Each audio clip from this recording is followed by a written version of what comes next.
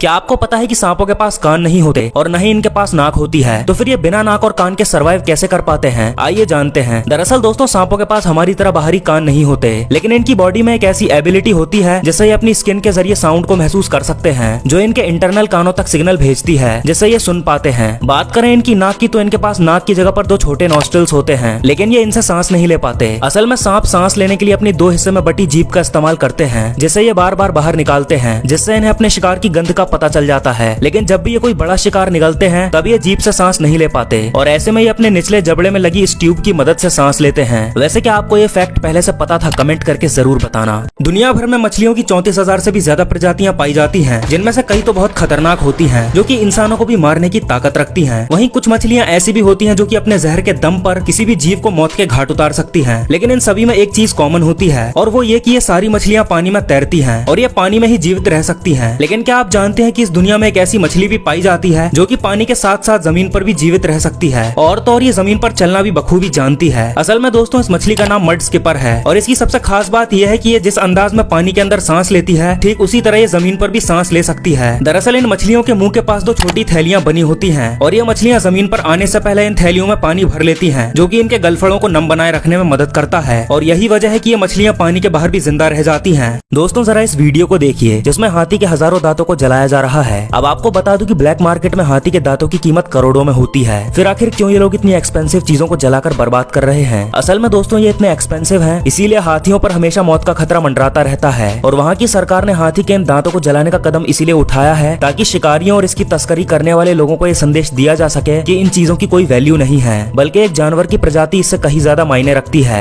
इस बड़े दांत वाले जानवर का नाम वॉलरस है, जो कि बर्फीली जगह में पाया जाता है। इनके ये 3 फीट लंबे नुकीले दांत इन्हें शिकारियों से बचाते हैं। तो फिर आखिर क्यों लोग इनके दांतों को काट देते हैं? दरअसल वो इसलिए क्योंकि जब भी इन्हें एंटरटेनमेंट के लिए जू में लाया जाता है, तो ये अक्सर जू की दीवारों में मारकर अपने दांतों को तोड़ देते हैं, जिसके बाद इनके दांतों में इन्फेक्शन हो जाता है और समय पर इलाज न करने पर इनकी मौत भी हो सकती है। इसीलिए इनके नुकीले दांतों को काटकर मेटल की कैप पहना दी जाती है। ईगल एक ऐसा पक्षी है जो अपना पेट भरने के लिए किसी भी दूसरे पक्षी पर हमला कर देता है, पर पक्षियों की इस दुनिया में सभी पक्षियों का एक कॉमन दुश्मन होता है, और वो है उल्लू, जिसे दूसरे बर्ड्स अगर सामने देख लें तो उसे जान से मार देते हैं। यहाँ तक कि अगर ईगल भी उल्लू को देख ले तो उसे जिंदा नहीं छोड़ता। पर आखिर क्यों सभी पक्षी उल्लू से इतनी नफरत क्यों करते हैं? आइए जानते हैं। दरअसल उल्लू शब्द का इस्तेमाल लोगों को बेवकूफ बताने के लिए किया जाता है, लेकिन यकीन मानिए ये बहुत ही शातिर होते हैं, क्योंकि रात के समय इन्हें सब कुछ साफ साफ दिखाई देता है। इसीलिए ये बिना शोर किए दूसरे पक्षियों के घोंसले में घुस जाते हैं, फिर चाहे वो घोंसला ईगल का ही क्यों ना हो, जहाँ घुसकर ये ईगल के अंडों से लेकर बड़े ईगल तक को मार डालते हैं। और क्योंकि रात के वक्त बाकी के पक्षियों को कुछ साफ साफ नजर नहीं आता, जिस कारण वो अपना बचाव नहीं कर पाते, और इसी मौके का फायदा उठाकर उल्लू काफी कम मेहनत से शिकार कर लेता है, और यही वजह है कि दूसरे पक्षी उल्लुओं से नफरत करते हैं। वैसे उल्लू और ईगल में से आपका फेवरेट कौन है? कमेंट करके बताओ।